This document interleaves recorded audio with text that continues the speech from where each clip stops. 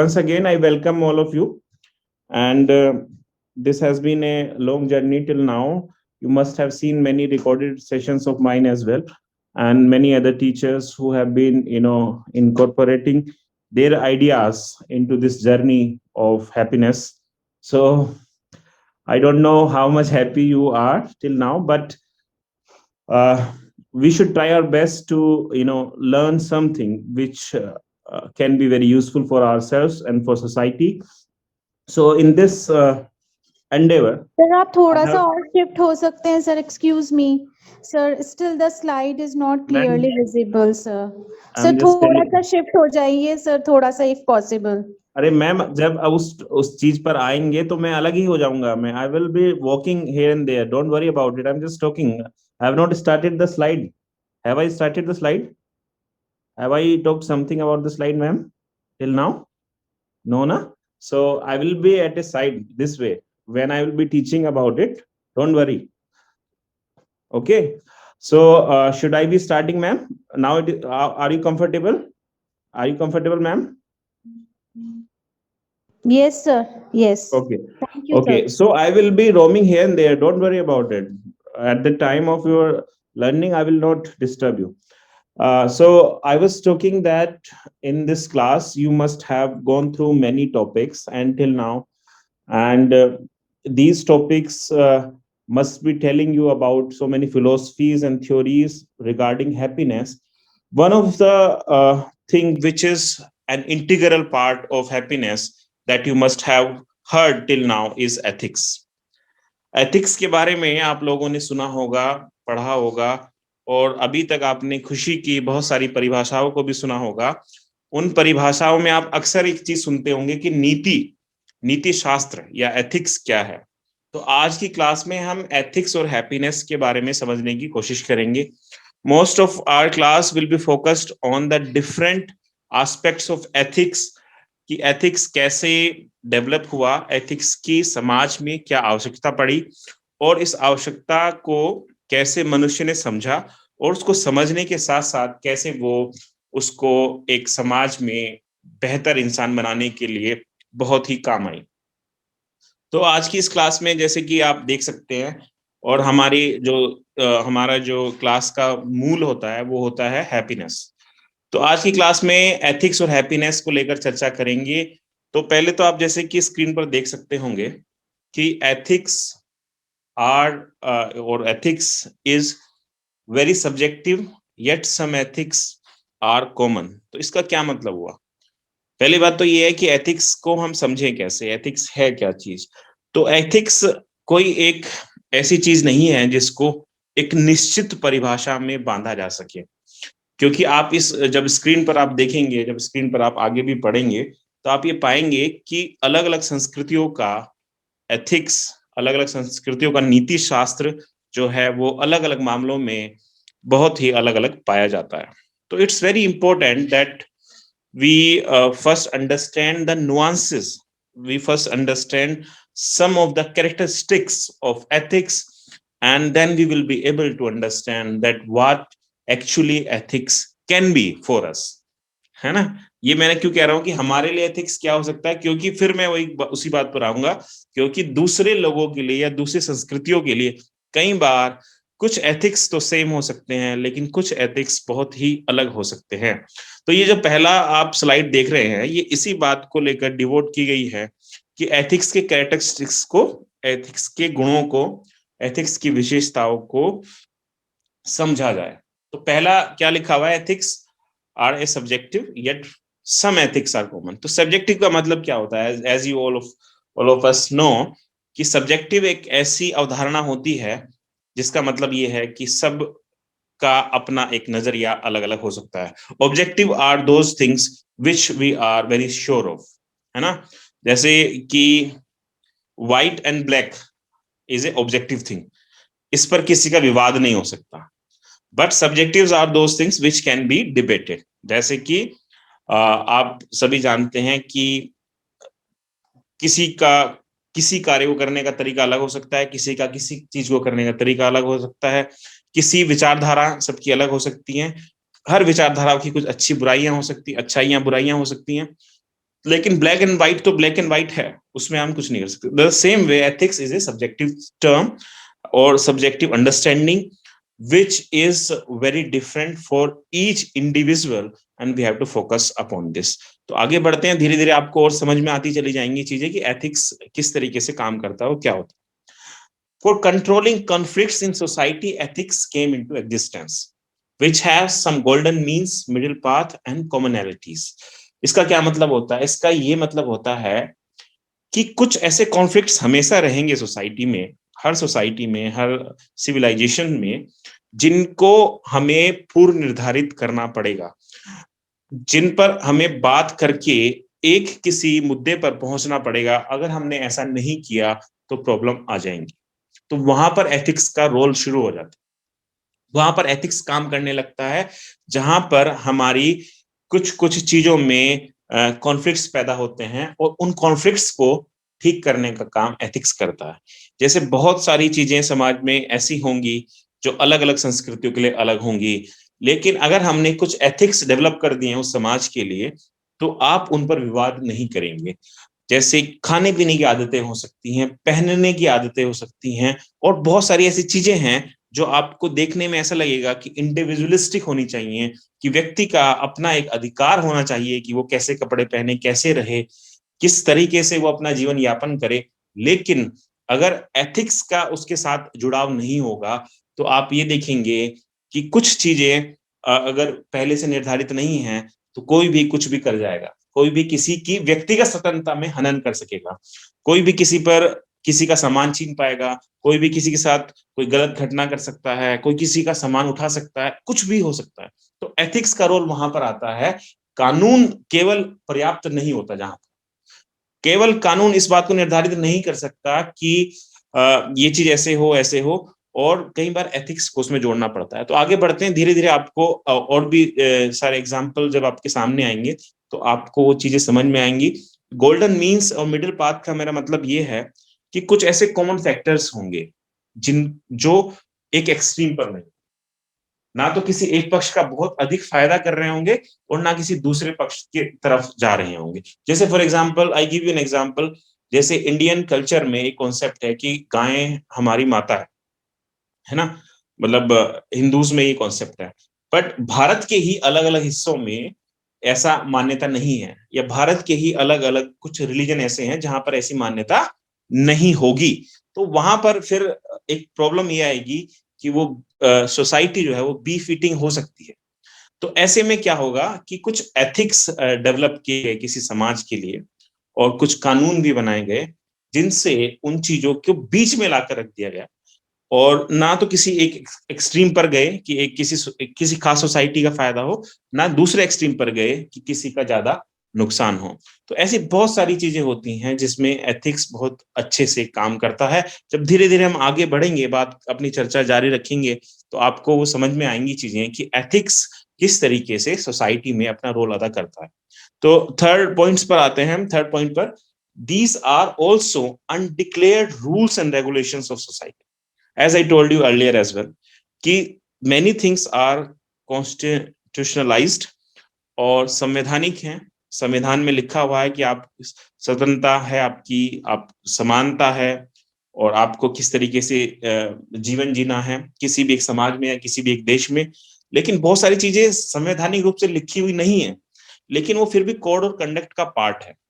और वो किसी सोसाइटी, जैसे कहीं संविधान में ये नहीं लिखा हुआ है, मैं एग्जांपल दे रहा हूं आपको, कि आपको जब आप अपने घर से निकलें तो आपको कपड़े पहनने चाहिए, है ना, ये कहीं पर लिखा हुआ नहीं।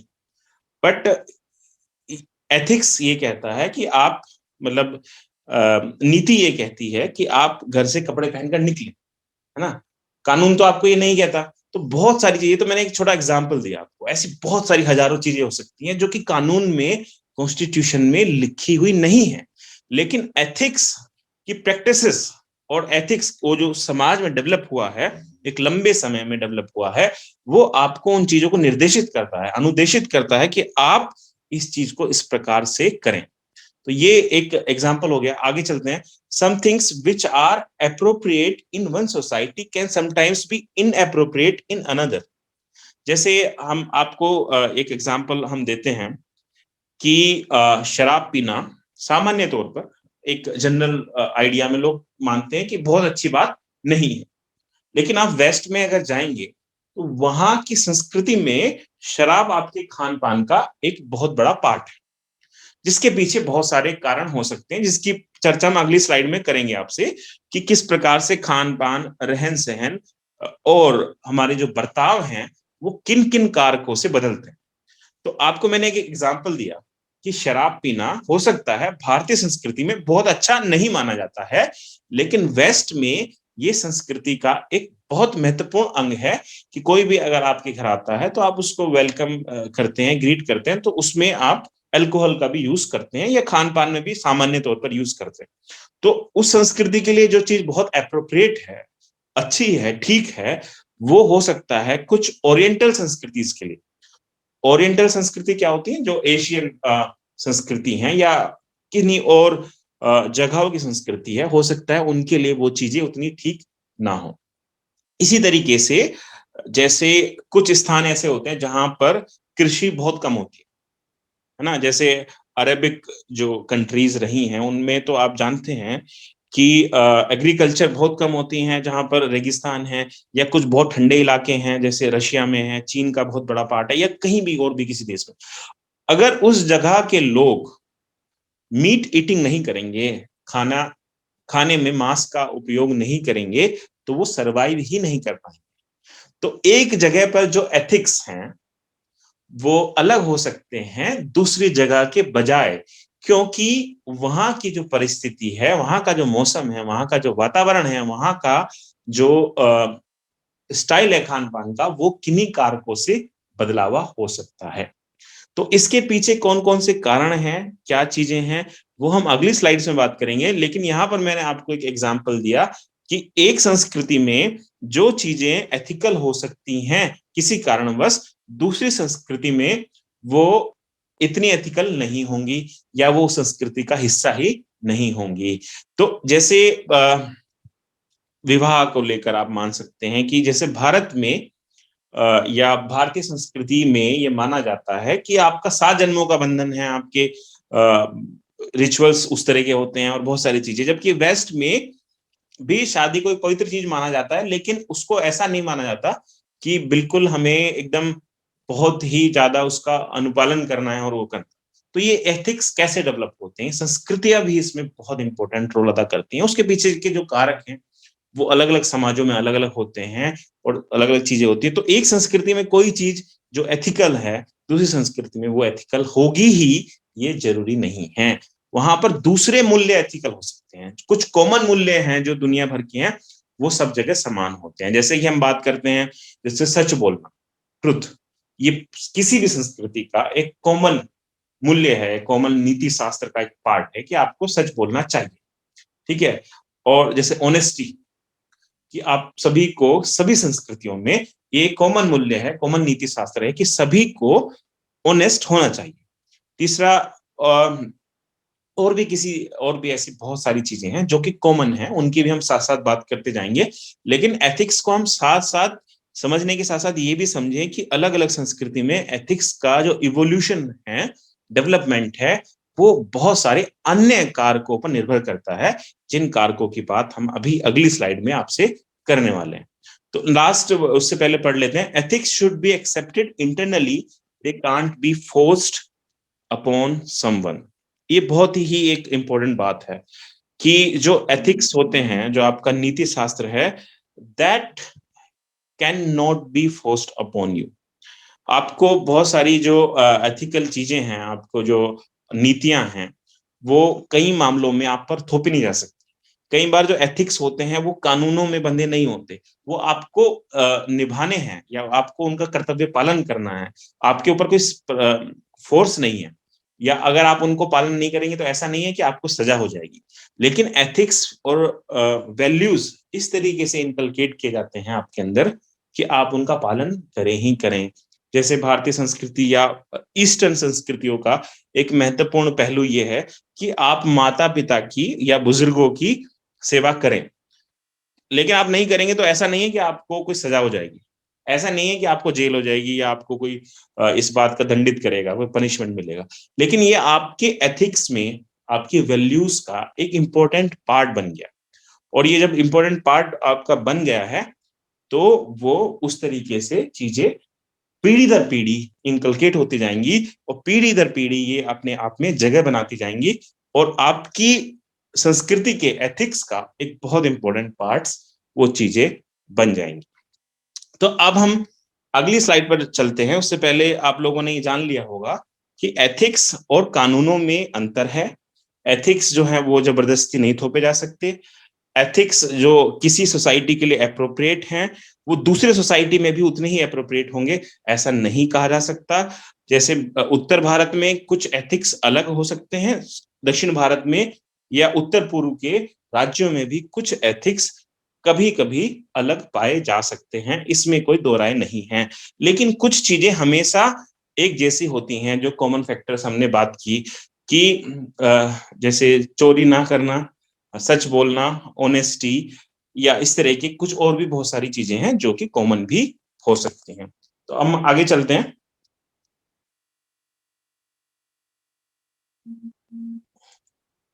तो अगले स्लाइड्स आप देख पा रहे होंगे, there are some determinant factors of ethics. क्या आप लोगों को मेरी आवाज आ रही है? एक बार कंफर्म कर दीजिए मुझे, क्या आप मुझे सुन पा रहे हैं? जी सर। Okay, thank you. मैं बीच बीच में इसलिए पूछ लेता हूँ, कई बार ऐसा हुआ है हमारे ऑनलाइन क्लासेस में कि 10 मिनट 5 मिनट बोलता रहा मैं और आवाज नहीं आई। So determinant factors of ethics.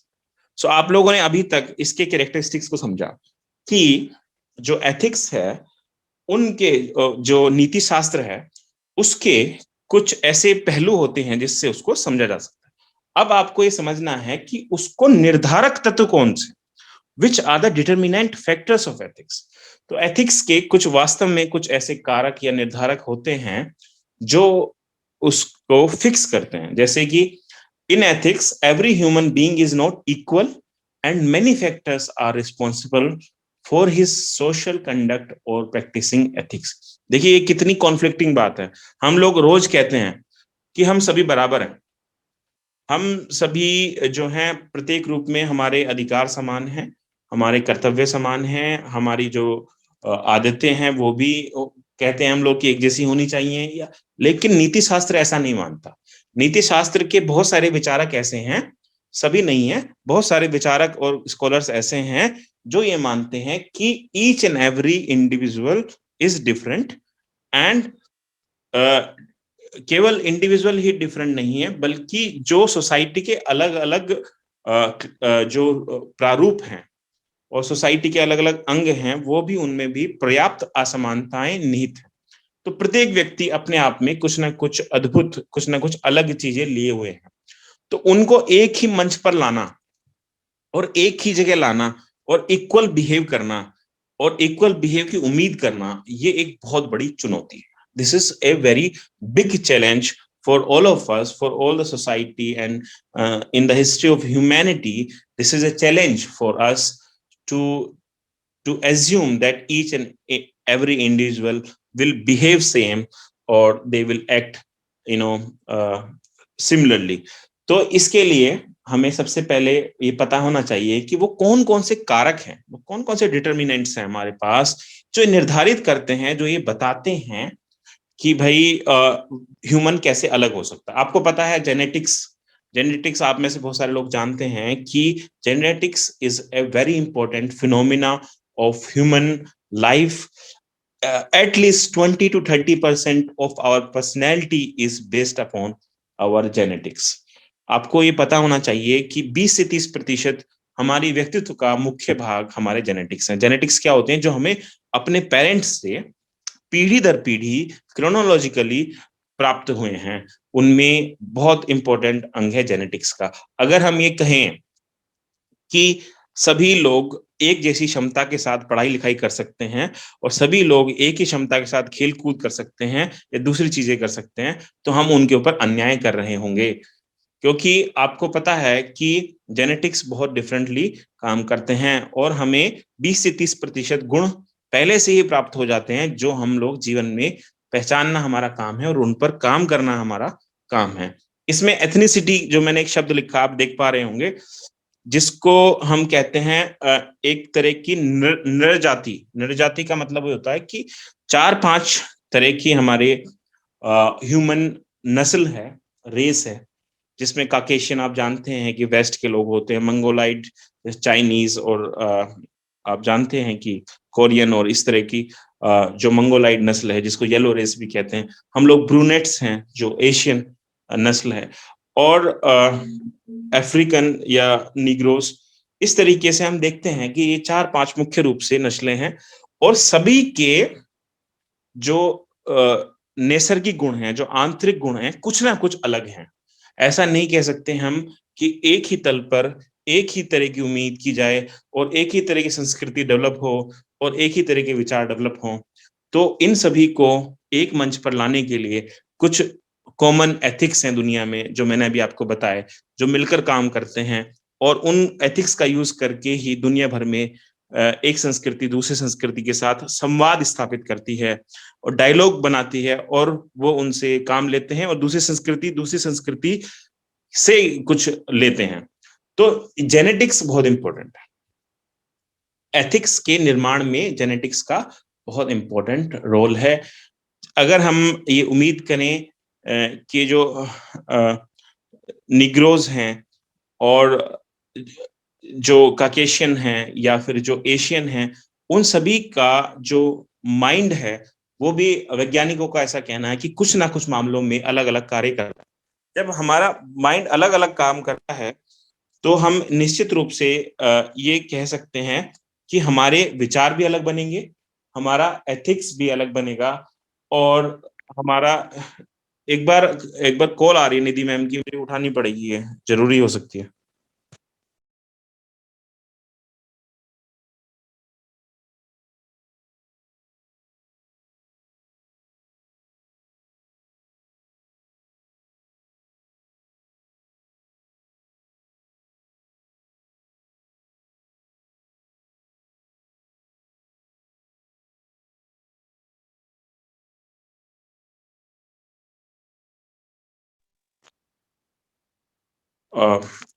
ये एक्चुअली निधि मैम का फोन आया था, वो कह रही हैं कि स्लाइड दिख नहीं रही है, कुछ मिश्रा सर बोल रहे हैं, ऐसा है क्या? स्लाइड दिख नहीं रही आप लोगों को? सुजाता मैम आप बताइए एक बार। सर मैं तो देख पा रही हूँ अच्छे से। अच्छा ठीक है मैम, फिर वो उनको कोई कंफ्यूजन रहा होगा। सो हम लोग कहाँ पर हम कंटिन्यू करते हैं अपना। तो हम लोग we were talking about the ethnicity, और एथनिसिटी बहुत निर्धारक तत्व है। सभी प्रजातियां अलग होने की वजह से उनके एथिक्स का निर्माण भी अलग अलग तरीके से होता रहा है समय समय के साथ। Then we talk about the geography. Any environment is the atmosphere that we have in our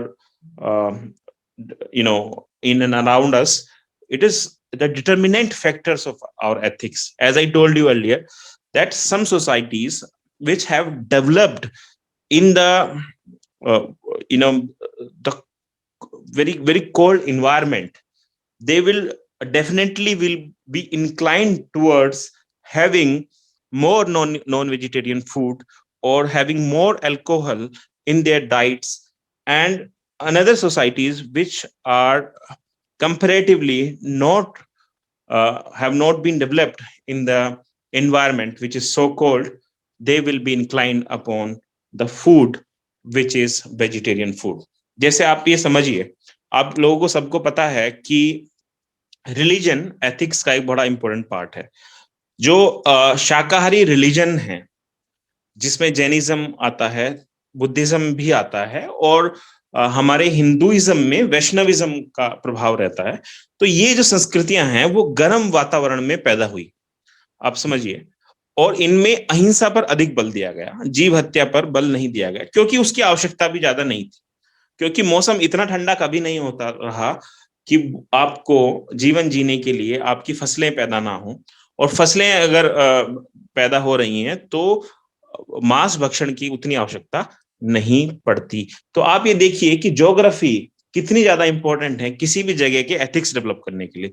तो भारत के एथिक्स का जब भारत के नीति शास्त्र हैं, भारत के नीति शास्त्र में अहिंसा एक बहुत बड़ा रोल अदा करता है। भारत में एथिक्स पर जब हम बात करते हैं तो अहिंसा हमारी प्राचीन फिलोसफीज का बहुत बड़ा पार्ट है, जिसमें आप देखिए महात्मा बुद्ध हैं, महावीर स्वामी हैं, या वैष्णव के निम्बार्क, और ये सब सारे लोग जो हैं वो अहिंसा पर बार बार बल दे रहे हैं, क्योंकि हिंसा की आवश्यकता ही नहीं पड़ रही है। आवश्यकता कैसे नहीं पड़ रही? क्योंकि कृषि इतनी अधिक मात्रा में हो रही है कंपैरेटिवली कि आपको जरूरत ही नहीं पड़ रही, तो आपके एथिक्स भी वैसे ही डेवलप हो रहे हैं। तो रिलीजन तो वेस्ट में भी डेवलप हो रहे हैं, जिसमें आप जानते हैं कि यहूदी और क्रिश्चियनिटी और जुडाइज्म और इस तरह के ज्यूज हैं, लेकिन वो कहीं भी ये नहीं लिख रहे हैं, कहीं भी अपने रिलीजन में उनके एक भी बार नहीं आ रहा है कि we should not eat meat या वी शुड नॉट सेक्रीफाइस। तो आप ये देखिए कि जो धर्म एथिक्स का एक बहुत बड़ा पार्ट है, उसका जो निर्माण हो रहा है उसमें इन्वायरमेंट का और ज्योग्राफी का और वहां के फ्लोरा एंड फाउना का, यानी कि वहां के वनस्पतियों का और वहां पर पैदा होने वाली चीजों का भी बड़ा इंपॉर्टेंट रोल है। इसलिए अगर हम ये कह दें कि पूरी दुनिया के लिए एथिक्स, सारे के सारे एथिक्स एक जैसे होंगे, तो ये बड़ा ही कॉन्फ्लिक्टिंग विचार हो सकता है। हाँ, कुछ जो एथिक्स हैं वो हमेशा, जैसे कि हमने अभी बात की थी, कि वो निश्चित रूप से एक जैसे होंगे, लेकिन बहुत सारे एथिक्स ऐसे हैं जो वहां की ज्योग्राफी के आधार पर निर्धारित होंगे, जो वहां की दूसरे जो अन्य कारक है वहां पर उस आधार पर निर्धारित होंगे। फिर अगला फैक्टर आप देखते हैं कि रिलीजन एंड सेक्ट्स, जैसे मैंने अभी आपको इसका एग्जांपल दे ही दिया कि भारत में जैनिज्म और बुद्धिज्म का जो विकास हुआ और एथिक्स में बड़ा इंपॉर्टेंट रोल है, उसमें वेजिटेरियनिज्म या अहिंसा पर अत्यधिक बल दिया गया है, और अहिंसा हमारे एथिक्स का एक बहुत इंपॉर्टेंट पार्ट रही है। और जीवों पर भी, not only upon the human beings, but thinking about the creatures or thinking about those insects which cannot be seen by naked eyes, Jainism has emphasized upon this to not to harm them. तो ये बहुत ही गहरी बात है, बहुत गहरा विचार है, जो कि आप देखते हैं कि रिलीजन और एथिक्स को आपस में एक जोड़ता है और संस्कृति में धीरे धीरे हमें इनकलकेट होता हुआ दिखाई देता है। जब हम प्राचीन भारत की बात करते हैं और देखते हैं कि ब्राह्मणिज्म में एक समय ऐसा था कि बहुत सारी पशु बलि हो रही थी, उस पशु बलि के विरोध में जैनिज्म और बुद्धिज्म का उदय हुआ, और बहुत सारे अन्य कारक भी थे। तो इस पर तो कभी हम और चर्चा कर सकते हैं, लेकिन ये संस्कृतियों का एक बड़ा इंपॉर्टेंट विषय है कि किस तरीके से एथिक्स भी कहीं के ज्योग्राफी पर और कहीं के रिलीजन से किस तरीके से प्रभावित हो सकता है। अगर इस तरह के अहिंसावादी रिलीजन भारत में नहीं होते तो भारत में भी वेजिटेरियनिज्म इतना नहीं होता जितना कि है। तो आप ये देखिए कि भारत के जो एथिक्स का निर्माण हो रहा है वहां पर रिलीजन का भी एक बड़ा इंपॉर्टेंट रोल है, या किसी भी देश में कोई भी अगर एथिक्स निर्माण होता है तो वहां के रिलीजन का भी उस पर बड़ा इंपॉर्टेंट प्रभाव पड़ता है। आगे देखेंगे हम नीत्शे क्या कहते हैं इसके बारे में, है कुछ स्लाइड्स में, और क्रिश्चियनिटी के बारे में भी क्या विचारकों का वहां पर कहना है वो भी हम आगे देखेंगे। तो एक फैक्टर होता है इकोनॉमी। आप देखिए कि अगर कोई भूखा है, उसके पास पैसे नहीं है, उसको काम नहीं मिल रहा, तो वो अगर चोरी कर लेगा तो उसके लिए एथिक्स एक अलग चीज होगी। उसके लिए उसका पहला एथिक्स ये हो सकता है, उसकी नीति ये हो सकती है, या उसके दिमाग में ये नीति आएगी ही नहीं कि मुझे चोरी नहीं करनी चाहिए, क्योंकि उसका पहला कर्तव्य यह है एक जीव होने के नाते कि वो अपने जीवन की रक्षा करे। तो उसका एथिक्स जीवन की रक्षा होगी, और जीवन की रक्षा करने के लिए उसे चोरी भी करनी पड़ सकती है। तो वहां पर एथिक्स के मायने बदल गए। आप देखिए कि इकोनॉमी भी कई बार बड़ा इंपॉर्टेंट रोल अदा करती है आपके एथिक्स तय करने, और एथिक्स बिल्कुल एक निर्धारक चीज नहीं है, एक बिल्कुल कई बार ऐसी नीति नहीं है कि ये संपूर्ण अवस्थाओं में एक जैसा ही रहेगा। इसके बारे में अगली स्लाइड में बात करेंगे कि कैसे कैसे एथिक्स भी समय और स्थान और व्यक्ति अनुसार बदलाव हो सकते हैं। तो आप ये देखिए, बड़ी इंपॉर्टेंट बात है ये कि एक व्यक्ति के लिए चैरिटी करना एक उसकी नीतियों का, उसके एथिक्स का एक पार्ट हो सकता है कि मैं बड़ा ही दानशाली हूं, मैं दानवीर हूं और दान करता हूं। बट एक व्यक्ति जिसके पास पैसा नहीं है, उसके लिए चैरिटी संभव नहीं है, तो क्या वो एथिकल नहीं है? आप समझिए।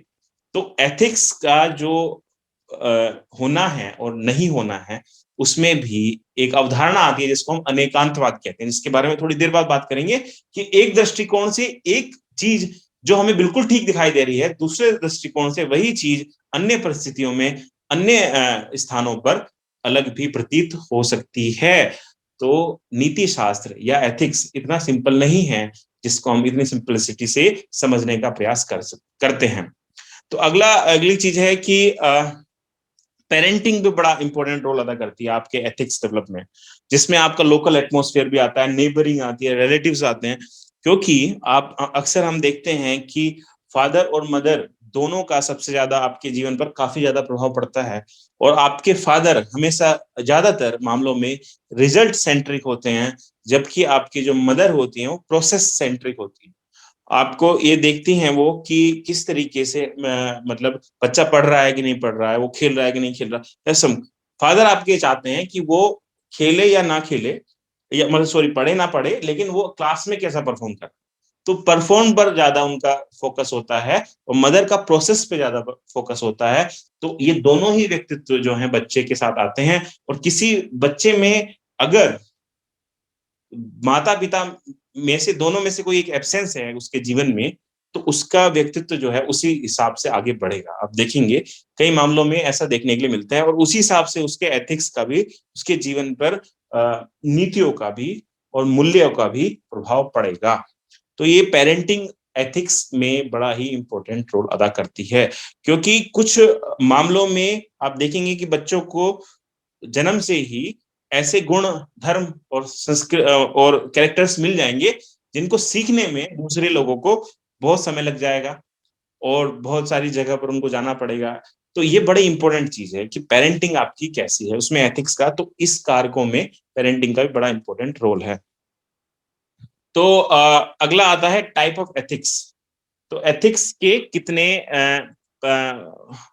एक सेकेंड,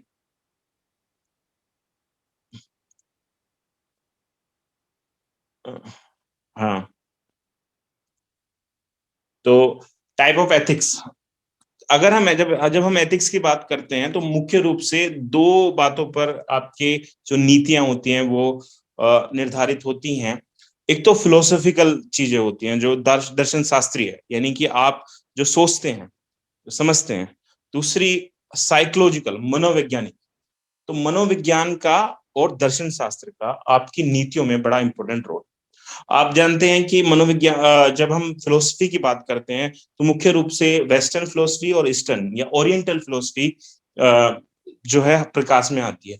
जब हम वेस्टर्न की बात करते हैं तो अलग अलग तरह की, मैं बहुत ही संक्षेप में आपको ये चीजें बता रहा हूँ क्योंकि ये बड़ा विस्तृत और लंबा विषय है, और आज हम बस इसकी बात कर रहे हैं कि किस प्रकार से एथिक्स का भी जीवन में एक बहुत होना आवश्यक है, ताकि आपकी हैप्पीनेस का भाव स्थायी हो सके, और बिना एथिक्स के आपकी हैप्पीनेस स्थायी नहीं हो सकती। अब तक की क्लासों से आप ये समझ चुके हैं। तो वेस्टर्न फिलोसफी में आप देखते हैं कि कई तरह के स्कूल ऑफ थॉट्स डेवलप हुए, और कई तरह के विचारक आए, जिसमें नीत्शे का नाम बहुत प्रमुखता से लिया जा सकता है, मार्क्स का नाम लिया जा सकता है, और हीगल का नाम लिया जा सकता है। तो इस तरह के बहुत सारे विचारक आए वेस्टर्न फिलोसफी में। इसी तरीके से जब हम भारतीय दर्शन शास्त्र की बात करते हैं, ईस्टर्न फिलोसफीज की बात करते हैं, तो महात्मा बुद्ध का नाम, महावीर स्वामी का नाम, और उसके बाद द्वैत दर्शन देने वाले शंकराचार्य का नाम, या इस तरीके से हम देखते हैं कि महात्मा गांधी, जो अंबेडकर या विवेकानंद, ये मॉडर्न इंडियन फिलोसफीज के बड़े जो हैं उपदेशक रहे हैं और मानने वाले रहे हैं। और गांधीयन फिलोसफी तो बहुत सारे वेस्टर्न और ईस्टर्न फिलोसफीज का मेल भी है, और व्यक्तिवाद और समाजवाद की विचारधाराओं को संपूर्ण समग्रता में देखने का भी काम गांधीवाद करता है, जिसकी हम बात आगे कर सकते हैं। तो ये जो नैतिकताएं या नीति शास्त्र डेवलप होते हैं, उसमें हमने जैसे कि अभी समझा, धर्म और उस जगह की ज्योग्राफी, उस जगह की संस्कृति, उस जगह के अन्य कारक बहुत इंपॉर्टेंट रोल अदा करते हैं। तो भारत में जो एथिक्स पैदा होंगे, उसमें प्राचीन भारतीय फिलोसफीज का बड़ा इंपॉर्टेंट रोल रहा होगा, और वेस्ट में जो एथिक्स पैदा होंगे उसमें जो वेस्ट में पैदा हुई अरस्तु की विचारधारा है या फिर सोक्रेटिस की विचारधारा है या इस तरह के पुराने विचारक हैं उनकी विचारधारा है, उसका बड़ा ही लंबा और गहरा प्रभाव पड़ा होगा।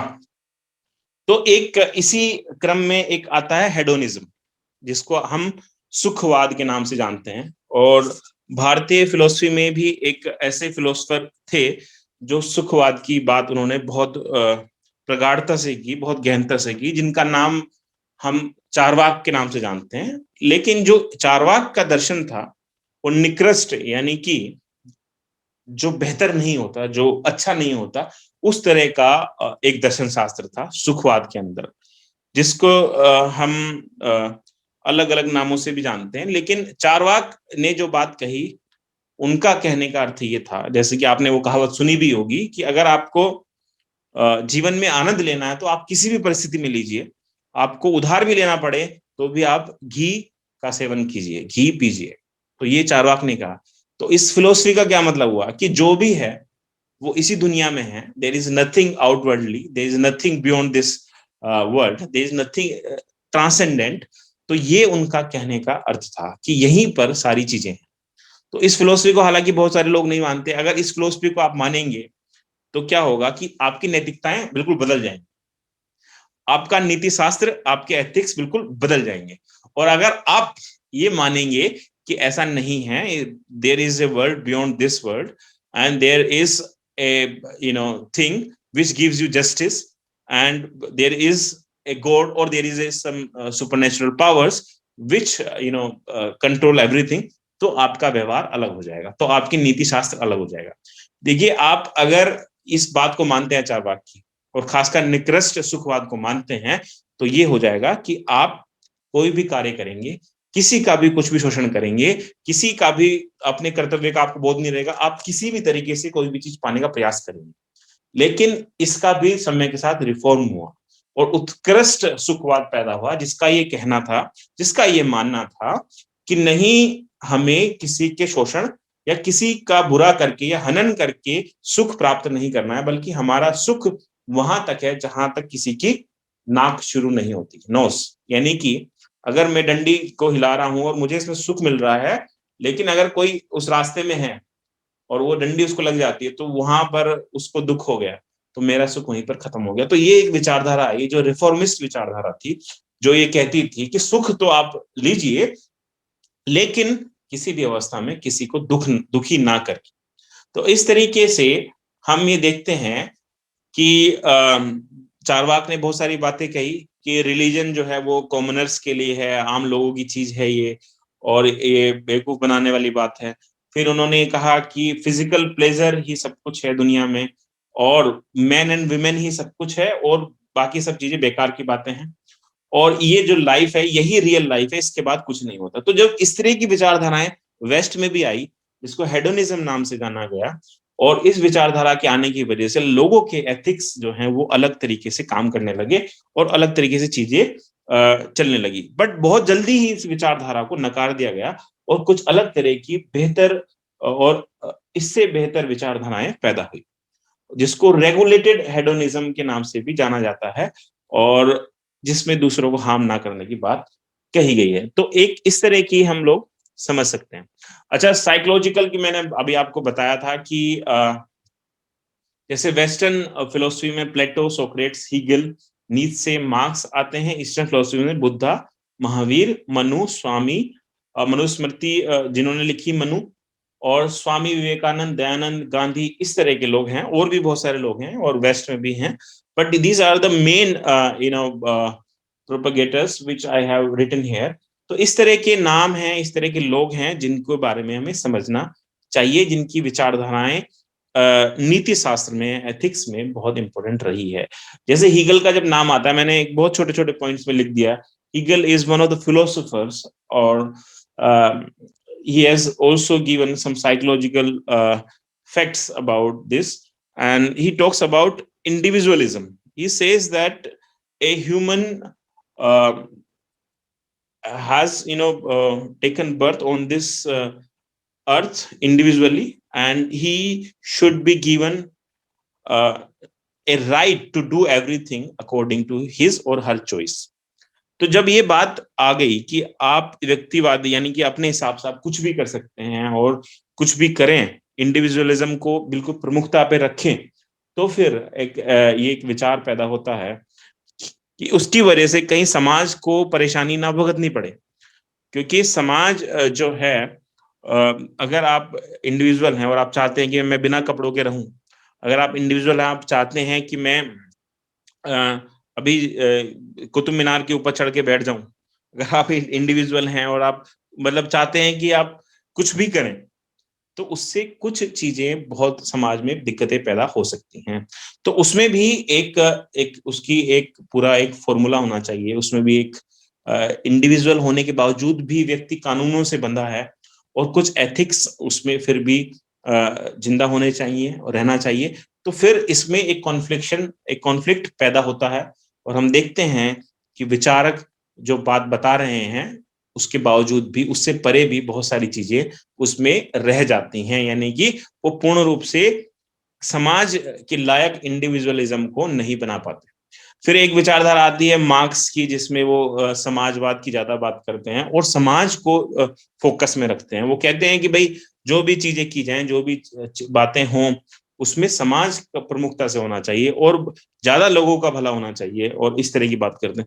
फिर गांधी जैसी फिलोसफीज भी हम देखते हैं जो संपूर्णता की बात करते हैं और पूर्णतावाद की बात करते हैं, है ना। वो कहते हैं कि वी शुड सी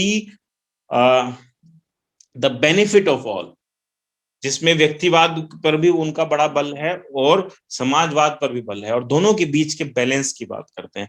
तो हम ये देखते हैं कि एथिक्स में अलग अलग विचारकों ने अलग अलग समय पर अलग अलग विचारधाराएं दी हैं, जो कहीं हद तक हमें एथिक्स का ज्ञान देती हैं और हमें जीवन जीने की कला सिखाती हैं। और हमारी जो हैप्पीनेस है, फिर हम लोग अगर हैप्पीनेस की इसमें बात करें, इसको जोड़ने की कोशिश करें, तो हम ये देखते हैं कि हमारी हैप्पीनेस बिना एथिक्स के अधूरी है। अगर हमारी नीतियां स्पष्ट नहीं है, हमारा नीति शास्त्र स्पष्ट नहीं है, और केवल हमारा हैप्पीनेस सुख तक लिमिटेड है, केवल प्लेजर तक लिमिट है, तो वो एक सच्चा हैप्पीनेस नहीं हो सकता। उसमें कहीं ना कहीं एथिक्स का भी जुड़ाव होना आवश्यक है, और तभी वो सस्टेनेबल है। सबसे बड़ी बात यह है कि आवश्यक भी नहीं है, सस्टेनेबल है। क्योंकि आप केवल हैप्पीनेस प्राप्त करते रहें और बदले में आपका कोई कर्तव्य बोध ना हो, बदले में आपकी कोई नीति ना हो, बदले में कोई आपकी समझ ना हो, तो भी वो आपकी हैप्पीनेस नहीं चल सकती, वो डिक्लाइन कर जाएगी, है ना। सस्टेनेबल वो तभी है जब वो एथिक्स के साथ गड़मड़ करके चलती है, जुड़ के चलती है। It's very important. जब हम रोल ऑफ एथिक्स की बात करते हैं, तो एथिक्स कहाँ फायदेमंद आता है आपको। कई बार ऐसी चीजें होती हैं कि जहां कानून भी काम नहीं आता। कई बार ऐसी चीजें होती हैं जहां पर आपको दूसरों की सलाह भी काम नहीं आती है। बहुत सारी बातें ऐसी होती हैं, तो वो डायलेमा होता है। तो एथिक्स क्या करता है, आपके डायलेमा को डील करने में मदद करता है। आपके जीवन में बार बार ऐसे मौके आएंगे जहां पर आपको एथिक्स के अनुसार काम करना पड़ेगा, ना तो वो कानून काम करेगा वहां पर, ना किसी की सलाह। For example, you are a head of any institution, आप किसी इंस्टीट्यूशन के हेड हैं और आपने किसी को कोई काम दिया था करने के लिए, वो समय पर नहीं कर पाया, तो एज ए हेड आप उसको पनिश कर सकते हैं, है ना। पनिश कर सकते हैं मतलब पद से हटा सकते हैं, या छुट्टियों पर भेज सकते हैं, या सैलरी काट सकते हैं। But as a human being, if you understand the idea behind this, कि ये काम हुआ क्यों नहीं है, और उन कारणों को जानने की कोशिश करते हैं और तब डिसीजन लेते हैं, तो एज ए मतलब एज ए प्रशासक, एक एडमिनिस्ट्रेटर के रूप में तो आपको कोई पनिशमेंट देना चाहिए था। बट जब आप एथिक्स की बात करते हैं और आप उन चीजों को जानने की बात करते हैं, तो आपको विवेक का सहारा लेना पड़ता है, रैशनैलिटी का सहारा लेना पड़ता है। आपको कुछ ऐसे कदम उठाने पड़ते हैं जो कि आपके जो नीति निर्धारक प्रशासकीय तत्व हैं उनसे हटकर होंगे। तो उस समय आपकी नीति बदल जाएगी और आपका एथिक्स भी बदल जाएगा। तो इस तरीके से डिसीजन मेकिंग और एथिक्स काम करता है। ठीक ऐसे ही कई बार आप जिस रोल ऑफ एथिक्स में जब हम बात करते हैं, तो आपको ड्यूटी बाउंड बनाता है कि आपकी वजह से दूसरों को नुकसान ना हो। जैसे फॉर एग्जाम्पल, 2 बजे हुए हैं और आपका लंच का टाइम हो गया, and you are an administrator, लेकिन आपके साइन से किसी का काम हो सकता है, लेकिन 1 घंटा अगर आप लंच कर रहे हैं तो उसका काम वो छूट सकता है, या उसको देर हो सकती है, या उसका वो कहीं और समय पर नहीं पहुंचेगा। तो आप you can take the decision, भले ही आपके हाथ में है कि आप उसका साइन ना करें क्योंकि आपके लंच का टाइम हो गया या आपको जाना है कहीं, लेकिन आपने 5-10 मिनट जो एक्स्ट्रा दिए और उस आदमी का जो फायदा हुआ, उससे ह्यूमैनिटी का जो फायदा हुआ, तो यहाँ पर आपके एथिक्स थोड़े चेंज करने पड़े आपको, कि आपने अपने जो नीति निर्धारित की थी कि मैं समय पर काम करूंगा, समय पर ये करूंगा, लेकिन उसमें भी फ्लक्चुएशन करना पड़ा, अपने विवेक का इस्तेमाल करना पड़ा, रेशनैलिटी का इस्तेमाल करना पड़ा, तो वहां पर एथिक्स आपके थोड़े बहुत चेंज हो जाते हैं। और ये इंटरनल तरीके से पैदा होते हैं, ना तो कोई कानून आपको बाध्य कर रहा है, ना किसी ने आपको सलाह दी, लेकिन आपने इंटरनली कुछ ऐसे मूल्य और ऐसी नीतियां अपने अंदर डेवलप की हैं जो आपको उस समय पर डिसीजन मेकिंग के लिए प्रोत्साहित करती हैं और कुछ विशेष आपको बना देती हैं। तो एथिक्स वहां पर भी बहुत इंपॉर्टेंट काम करता है, और एथिक्स बहुत रिजिडिटी से काम नहीं कर सकता। एथिक्स जीवन जीने की कला का एक अंग है, चाहे वो एडमिनिस्ट्रेशन हो, चाहे वो जीवन हो, या जीवन का कोई और अंग हो। एथिक्स जो है वो आपको नीतियां सिखाता है, लेकिन अंत में डिसीजन मेकर आप ही होते हैं। इंटरनल फॉर्मूले से, इंटरनल तरीकों से आपको अपना डिसीजन लेना पड़ता है। तो also there is a line, it gives you an idea to balance the things. भाई एथिक्स में मैंने आपको एग्जांपल दे दिया कि आप किस तरीके से चीजों को बैलेंस करेंगे, उसमें एथिक्स बहुत इंपॉर्टेंट रोल अदा करता है। आप चाहे तो किसी को पनिश कर सकते हैं, और चाहे तो आप कोई और तीसरा रास्ता निकाल सकते हैं अगर आप एथिकल ह्यूमन बीइंग हैं, और वो अल्टीमेटली उस व्यक्ति को भी चेंज होने में मदद करेगा। बट यहाँ पर एक नया सवाल खड़ा हो जाता है, वो क्या है? वो ये है कि अगर आप जरूरत से ज्यादा करुणामयी हो जाते हैं, जरूरत से ज्यादा कंपैशनेट हो जाते हैं, जरूरत से ज्यादा दयावान हो जाते हैं, तो कई बार वो सोसाइटी को विकलांग बनाने का काम करता है, जो कि नीत्शे कहते हैं। Nietzsche is a philosopher who says that if you show much pity to others, sometimes it may make them cripple. वो कहते हैं कि बाइबल जो है वो क्रिश्चियनिटी के लिए बहुत ही खराब किताब है, नीत्शे कहता है, क्योंकि वो कहती है कि पड़ोसियों की मदद करो आप। पड़ोसियों की मदद करने से क्या होगा कि वो आपकी मदद करेंगे, तो दोनों ही अपनी संपूर्ण क्षमताओं का प्रयोग नहीं कर पाते। अकॉर्डिंग टू नीत्शे, उनका ऐसा कहना है कि अगर वो मदद नहीं मिलती तो वो बेहतर इंसान, मजबूत इंसान बनते। वो उनका मानना है, बट ऐसा हमेशा हर समाज में हर जगह इस तरह से लागू होगा, वो हमारे को एक सोचना पड़ेगा। तो नीति शास्त्र में कुछ ऐसे विचारक हैं जो ये भी कहते हैं, जिनमें नीत्शे है, वो ये कहता है कि एक व्यक्ति जिसने जानबूझकर अपराध किया और एक व्यक्ति जिसने अनजाने में अपराध किया, किसको ज्यादा सजा होनी चाहिए? हमारे आज के जो कानून है उसके हिसाब से तो जिसने अनजाने में किया उसको कम सजा होनी चाहिए, लेकिन नीत्शे का ऐसा कहना है कि जिसने अनजाने में किया उसको ज्यादा सजा होनी चाहिए। उसके पीछे का कारण उन्होंने ये बताया, क्योंकि ये नहीं जानता कि इसने अपराध किया तो इसके भविष्य में भी सुधरने की संभावना नहीं है, लेकिन जिसने जानबूझकर किया उसको ये पता है कि अपराध है, तो 1% उसकी इंट्यूशन उसको भविष्य में हो सकता है सुधार दे, है ना? तो इस तरह के एग्जाम्पल, इस तरह की विचारधाराएं जो हाईली इंटेलेक्ट लेवल पर कुछ विचारकों ने सोच के बताई, जिसको गांधी जी ने बौद्धिक अराजकता, इंटेलेक्चुअल कयोस की संज्ञा दी, और बताया कि अगर मनुष्य या मनुष्यता इतनी इंटेलेक्ट हो गई तो हो सकता है उसको कानूनों की जरूरत ही ना पड़े, सभी में अपना विवेक और अपनी बुद्धि और इस तरह का पैदा हो जाए, तो वो आपस में ही डिसीजन मेकिंग करके चीजें कर लें, मैक्सिमम चीजें कर लें। तो ऐसा उन्होंने कल्पना की और उसको अराजक बुद्धि, बौद्धिक अराजकता का नाम दिया। तो लियो टॉलस्टॉय का भी ऐसा ही कहना था। तो आप ये देखिए कि एथिक्स कितनी एक डिफरेंट चीज है, कितनी एक अलग चीज है, जो परिस्थितियों अनुसार, समय अनुसार और व्यक्ति के अनुसार बदल जाती है। तो अगली स्लाइड में शायद हमें यही है कि नीत्शे के बारे में मैंने आपको बता दिया। वो कहता है कि मर्सी नहीं दिखानी चाहिए। मैंने आपको बता दिया क्यों नहीं दिखानी चाहिए, क्योंकि ज्यादा मर्सी करने से आप किसी को विकलांग बना दोगे, उसको संघर्ष करने का मौका नहीं दिया आपने तो वो कमजोर हो जाएगा। ठीक है। तो जैसे आप एक टीचर्स हैं, आप लोग टीचर्स हैं, तो आप बच्चे को असाइनमेंट देते हैं और आप उसको जरूरत से ज्यादा समय दे देते हैं बार बार, तो हो सकता है कि वो आगे जीवन में उसको आदत पड़ जाए और वो अपने सारे काम ही देर से करें। आपने तो सोचा दया करके कि चलो अभी कर लेगा, अभी कर लेगा, बट उसकी आदत बिगड़ सकती है। तो आपको बैलेंस बनाना पड़ेगा, दया के अंदर भी, सहानुभूति के अंदर भी, और काम करवाने के साथ भी बैलेंस बनाना पड़ेगा। कई बार आपको सख्त एडमिनिस्ट्रेटर बनना पड़ेगा और कई बार आपको थोड़ा सा लूप होल भी छोड़ना पड़ेगा। तो ये विवेक से आएगा, ये अंदर की रैशनैलिटी से आएगा, और बार बार आपको इसके तरीके सबके लिए अलग खोजने पड़ेंगे, तब आपका नीति शास्त्र दूसरों के नीति शास्त्र से कुछ अलग भी बन सकता है ना। आपके जीवन जीने की कला भी अलग बन सकती है। फिर क्रिश्चियनिटी का मैंने आपको उदाहरण दिया कि नीचे कहता है कि क्रिश्चियनिटी जो है वो किस तरीके से पैरालाइज करती है, कि पड़ोसियों की मदद करने के लिए बोलती है ना। फिर मैंने आपको इंट्यूशन के बारे में बताया कि इंट्यूशन जो है वो हमेशा हम सोच के चलते हैं कि ये चीज बेहतर इस तरीके से होगी, वो होगी।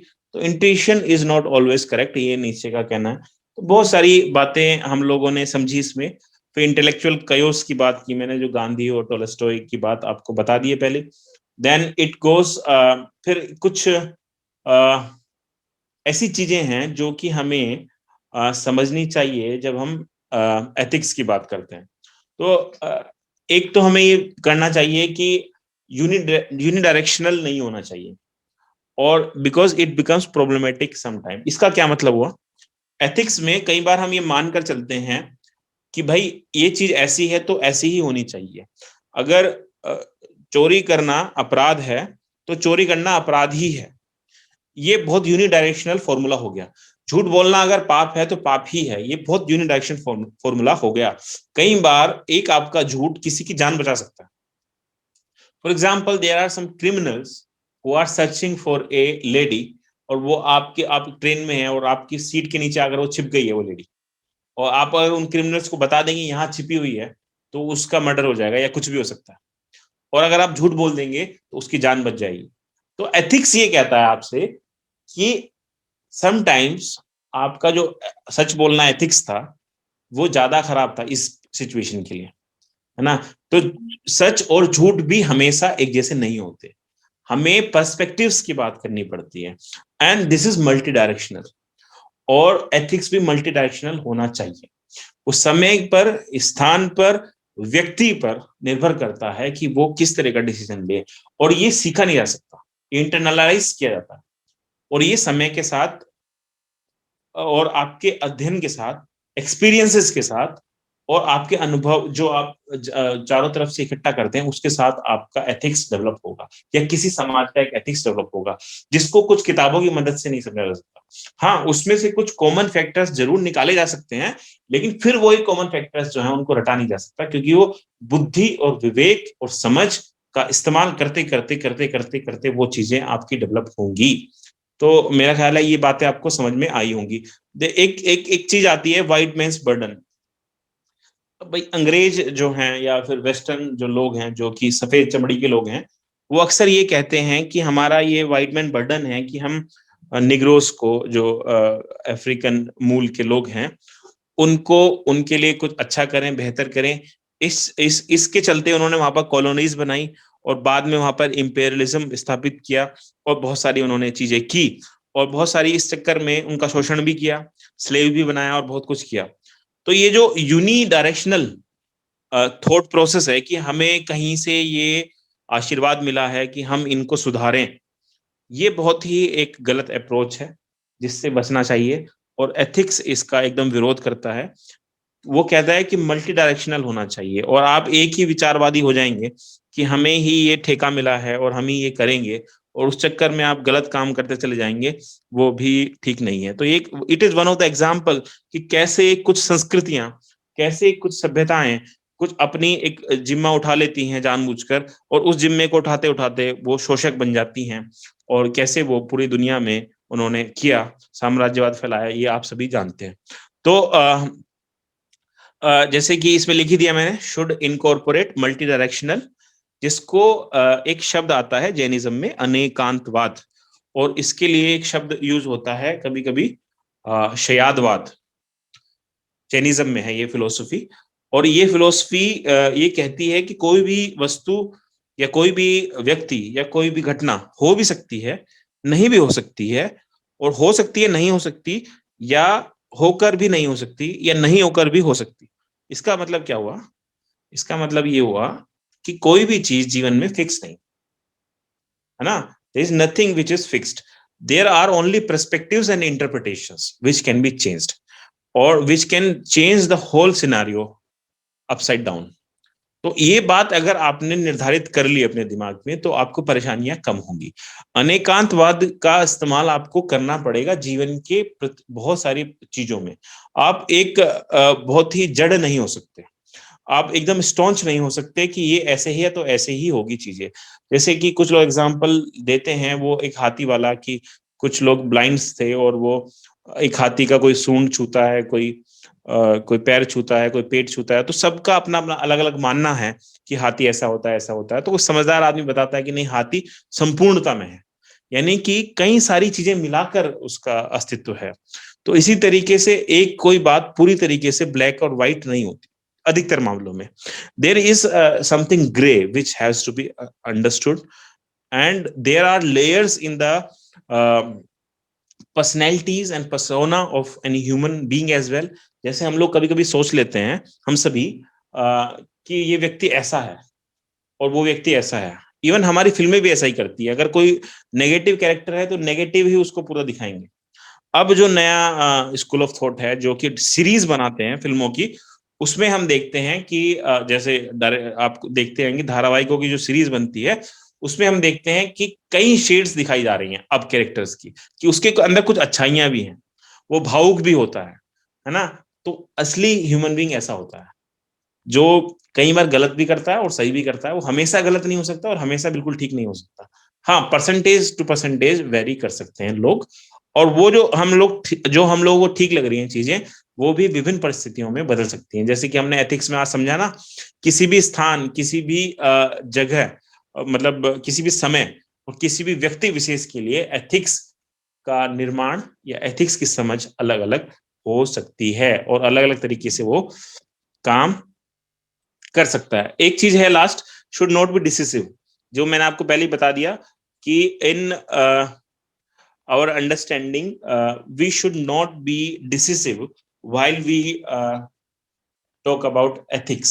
जैसे हम एथिक्स में, हम अभी हमने बात बहुत सारी की और हमने मान लें कि ऐसा ही है, जो बातें मैं बोल रहा हूँ आपसे वही ठीक है, तो ये भी एथिक्स की समझ के विरोध में हो गई। तो ये आपका कर्तव्य है कि जो बातें मैंने बोली उस पर आप सवाल उठाएं, और उस समझ पर सवाल उठाएं, और अपने भी व्यू पॉइंट को समझें और साझा करें, और इसमें इस कड़ी को आगे बढ़ाएं, क्योंकि ये कोई रुकने वाली चीज नहीं है। जैसे कोई भी विज्ञान समय के साथ बढ़ता रहता है, इसी तरीके से एथिक्स और एथिकल वैल्यूज या इन तरह की जो चीजें हैं, ये भी समय के साथ बदलती जाएंगी। समय के साथ इनका भी प्रभाव और अभाव और बहुत सारी चीजें होती चली जाएंगी। तो ये हमें देखना पड़ेगा कि कैसे चीजें काम करती हैं। तो इन्हीं शब्दों के साथ मैं आज की जो ये कक्षा है समाप्त करता हूँ, और आप लोगों से ये निवेदन करता हूँ कि अगर आपको कुछ इस पे बात करनी है, कुछ चर्चा करनी है, तो आप कर सकते हैं, नहीं तो मेरी तरफ से आज की क्लास की ये समाप्ति होती है। Thank you. Thank you so much, Vikas sir, for such a wonderful session.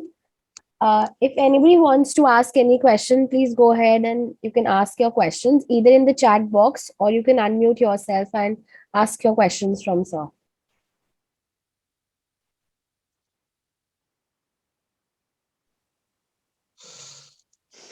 Sir मुझे बहुत अच्छी लगी आज की क्लास, और जो आपने ये बताया ना कि इथिक्स और इथिकल वैल्यू जो है टाइम के अकॉर्डिंग चेंज होती जाती है और हो भी रही हैं, तो ये हमें सबको जो है ना इस चीज को समझना पड़ेगा। हम अपना फिलोसफी पढ़ते हैं, अपनी हिस्ट्री पढ़ते हैं और उसको कोरिलेट करके अपने प्रेजेंट के साथ हम यूज करते हैं।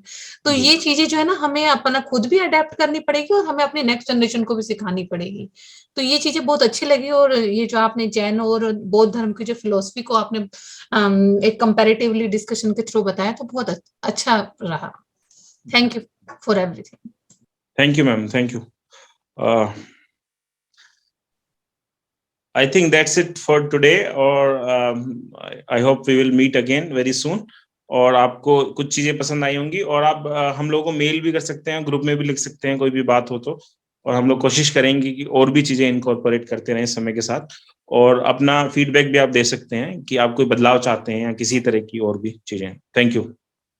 Thank you so much, everyone. Thank you.